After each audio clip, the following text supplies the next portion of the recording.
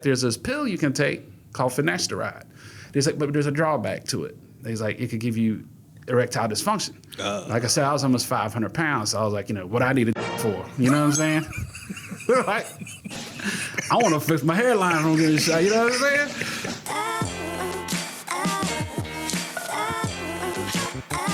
A lot of times I pour more into other people than I pour into myself.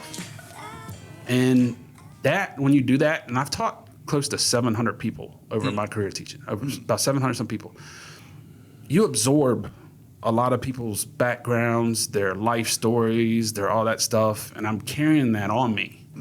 You know what I mean? And sometimes I have great working relationships. I'm not going to call out a lot of their names because I don't want people's success to be tied to the identity of my comedy school. But there are out there doing big things. Yeah, you know what I mean? Yeah. And some people wear it like a badge. That's what I'm saying. Like I know, like we had, for example, we had Donna Lewis on the podcast. And Donna, I just saw was on Sherry Shepherd this week for Funny Over 50. You know what I'm saying? Yeah. Like starting to get national exposure. Mm-hmm. She wears the comedy school like a badge. You know what I'm saying? I know that there are people. So, I mean, I think it's just like anything. You're going to get your good with your bad. You know what I'm saying? So, I know, like I said, a lot of people, you have issues and all that stuff. A lot of people that have issues are drawn to this because you got people are relatable. I mean, that's relatable stuff. If you had a great life, you grew up a wealthy background, perfect looks, all that stuff, great. I mean, it's hard to relate.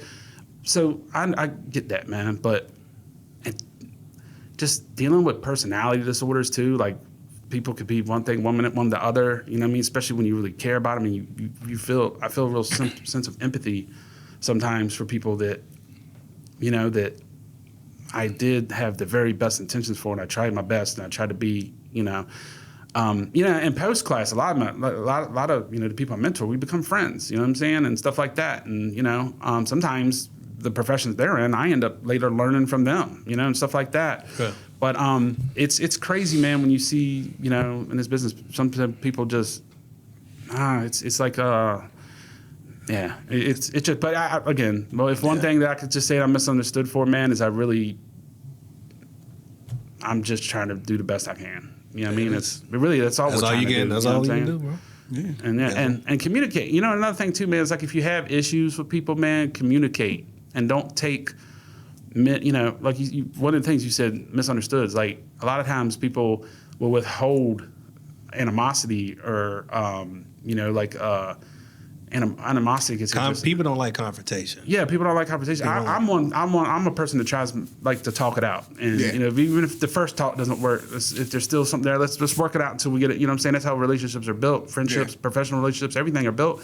And and I'm also a person that you may have remembered back when you first came in, I would respond to drama online and stuff.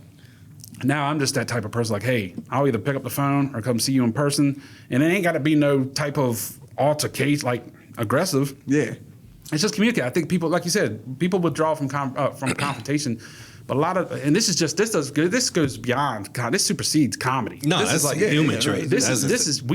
People need to be able to talk about the tough things. You know what I'm saying? Yeah. And then don't just run from them or give someone beside you and run from them, and then just try to But it's we're all human, man. I mean, we're all human. You know what I'm saying? So. And that's another beautiful thing about comedy, man. You know what I'm saying? Like, to some people's, it does. Sometimes those personality disorders, or I know the word narcissist gets thrown around a lot, but you do need some of that for this. But also at the same time, that can really help people. I see some very, very, very, very talented people, man. That it's talent. I mean. It's kind of needed in this business. You know what I'm saying? And you need it, but it's got to be a balance. That's what anything else. Because we joke about it. Like David was talking about nothing going wrong. Yeah. You know what I'm saying? And needing that to be angry. But get away from that healing, man. That healing don't help you. I ain't going to therapy. I don't need to resolve no issues. I need to hold on to them. I think that's a common misconception, though, because I think you need some of it, but I think it can be misplaced. Like, I think we all need something to ground us.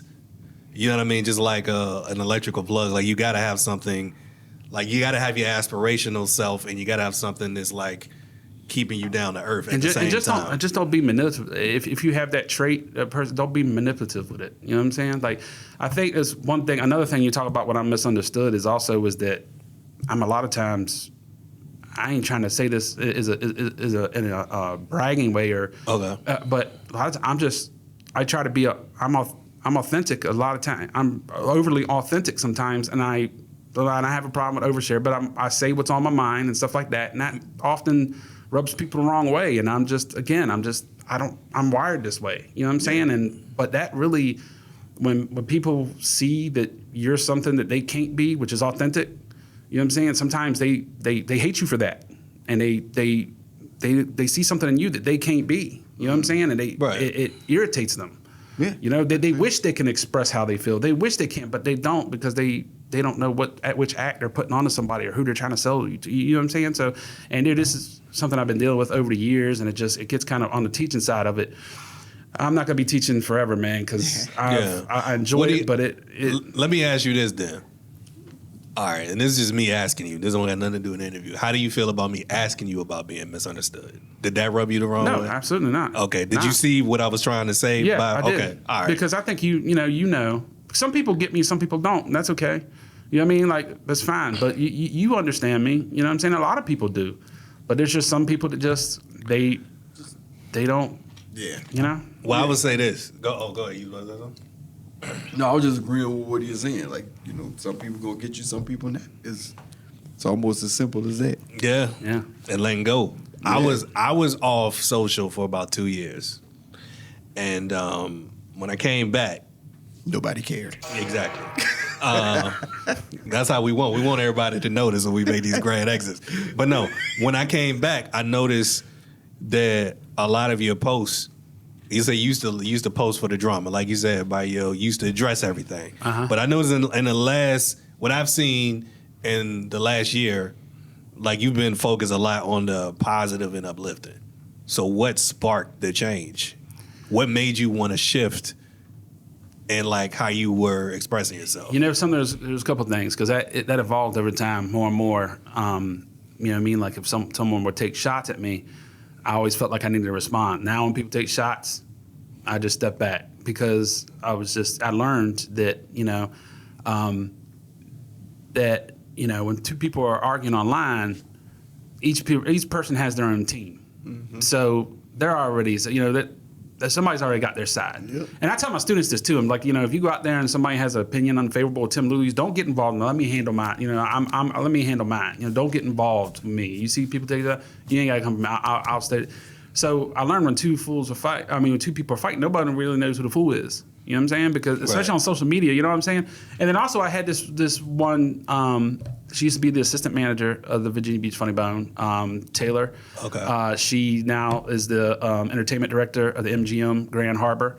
And I remember her telling me one time, she said, I don't even know why you address these people. She says, a lot of them are, way not even close to you on your career, level of your career. And she said, do you notice any of the big names really fighting, online? But actually now you do. Now you do. Now it's normal. I think it's like the Cat Williams and stuff like Mike Epps and stuff. I think a lot of Kevin Hart and all that stuff. I think a lot of that's done for just like back when Tupac and Biggie. You know what I'm saying? Back when beef was started to sell records. Yeah, because right before you go on tour, bam. You know what I'm saying? Yeah. And so, but so anyways, I was like, you're right. And I was like, if I'm gonna have this role with the FunnyBone Comedy Club and stuff, I need to just keep my and just show your and then also it's just over time and it's just exhausting, man. Yeah, people you get in fights with people online and stuff, and it just at the end of the day all your energy is drained and you're distracted from that when you can really be using that time to work on yourself. And also, like I said, it's just it's people love the drama, man, but it's just like, I don't know, man. I find myself in it sometimes myself, but like I said, man, I think people need to get back to before social media was around, man. You got to issue, so take care of it. But yeah, man, it's I guess what led me down there is just growth, just learning from my mistakes. Just like I was saying a minute ago, man. I make mistakes. I still make mistakes. You know what I'm saying? But if you learn from your mistakes, you'll constantly evolve. But if you keep repeating the same, you know what I mean? You ain't gonna get nowhere, man. Did you learn to be a goldfish? A goldfish? How Did you know that? Like, yeah, that's Ted what I'm Lasso, asking. Yeah, that's what I was asking. Was Ted Lasso part of? That's what I'm saying. I done peeped your transition, bro. I appreciate it. Yeah, and I think Ted Lasso. And I'll be trying to tell people when they get into it, I'm like, how could you not like that show? Yes. Bro? Like, it's so... And you don't even got to be a fan of soccer or like football. Yeah. I grew up, I played soccer when I was in high school and everything, and I fell in love with the sport, and I also followed it still, you know what I mean? And people don't know that show, man, what it could do for your life. That show is almost therapy. You talk about therapy. That show's still a therapy in itself. So it is, man. And and I actually used that for a while. And I still do sometimes. Tell my students, hey man, when you make a mistake, just be a goldfish. Just keep trying to be. I can't sit here and tell you that I don't still let the past mess with me. You know what I'm saying? We're not asking you if you nobody's getting everything right. Yeah, nobody's hitting 100% from the field. But that saying, be a goldfish, was just basically, especially when it comes to performing, I absolutely think, man, if you had a bad show, there used to be a thing when I first started. There's a lot of the OGs and vets would say this thing: you're only as good as your last show. And I kind of never believed in that. I believe, hey, bad show's going to happen. That doesn't define your talent, your ability, whatever. Yeah. Maybe that might be to some people's perceptions. But yeah, man, the whole be a goldfish type thing, to have the shortest memory, just, hey, man, what just happened, can you keep moving? Yeah, man, absolutely, man. I definitely, man, Ted Lasso in so many different ways, man. You should really, like I said, you ain't got to be a fan of soccer to really get a lot out of that show. It's amazing, man. Yeah. I connected to it on a couple of levels. One, because the team was called Richmond. I'm from Richmond. Okay. You know what I'm saying? Little stuff like that just put me in there. But yeah, that was it. Did you have anything before we get to the other segment? No, we can go ahead and go into the jokes. Yeah, because y'all done covered everything. Yeah, you answered a lot of the questions. You answered a lot of questions just talking. Yeah, that's what I'm saying. All the stuff I had written down.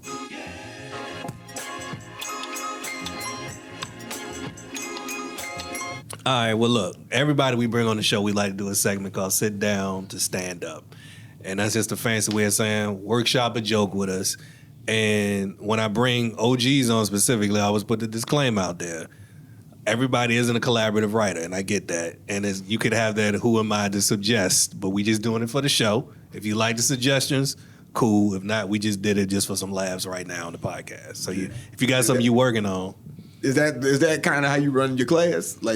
Like when you do the classes, do you do like where they might pitch a bit and everybody? Oh no, I kind of teach them how. I kind of give them writing prompts and stuff like that. A way to kind of train your mind how to start original writing and stuff like that. You know what I mean? Okay. So yeah. But Hey, do you have anything?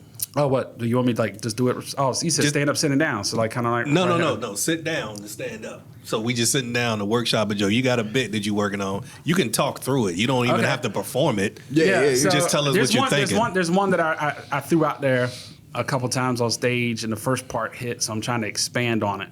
Right. Okay.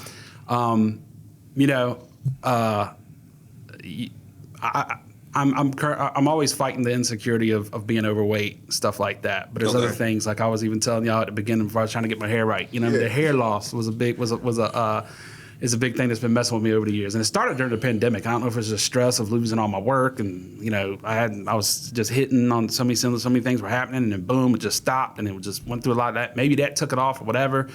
Maybe it's hereditary. I don't know. Right. But at one point during the pandemic, I was up to close to 500 pounds. Right, I'm at 286 right now. Okay. Congrats, but at one time it was like when my hair started to go, like right when I went to the doctor, and they're like, hey, I was like, how can I stop this? So I was like, she said, well, we have a couple different options. There's a hair, and let me just say this. This just hit my mind. If one day I ever do have the money to get a hair transplant, I don't want to hear from anybody because these women out here getting BBLs, fake tits, all that stuff. People, even certain, like even male comics are getting their lips injected. And don't talk to me if I fly over to Turkey and get a 5-star hair treatment done. One day if that ever happens to me, just don't even, just leave me alone. Let me do me. You know what I'm saying? You go to a Canadian comb over. Yeah, something. You know what I mean? Whatever I got to do. You know what I mean? And this is my very first beard I've ever grown out. And I was told it offsets, so it's cool. You know what I'm saying? But so like I said, I was like, you know what? So one of the solutions they tell me is like, there's this pill you can take called finasteride. But there's a drawback to it. He's like, it could give you erectile dysfunction. Like I said, I was almost 500 pounds, so I was like, what I needed for, you know what I'm saying? Like, I want to fix my hairline from getting shot. You know what I'm saying? But then, you know what I'm saying? Like, it helped a little bit. But the thing is once you kick it, you know what I mean? And, you know, once you get rid of the stuff, it gets the reverse effect. It, like, starts to go back. You know what I'm saying? And, I mean, it starts to recede again. You know what I'm saying? So I kicked it a long time ago to get everything right. You know what I'm saying? So, but it's just like, you know, with the hair loss, I know a lot of men go through that. But, you know, you're sitting there just thinking, like, you know,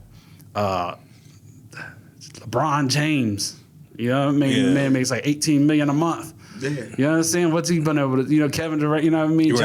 John Cena, 16-time world champion. His is going. You know what I'm saying? Like what's Rogaine going to do for me? You know what I'm saying? It's like, I'm just, you know what I'm saying? So, you know, but then I was thinking too, man, another expansion to that joke that I'm working with is like, you know, Hulk Hogan was one of the ones that, you know, like I mentioned earlier, Hulk Hogan, you know what I'm saying? Like an American icon.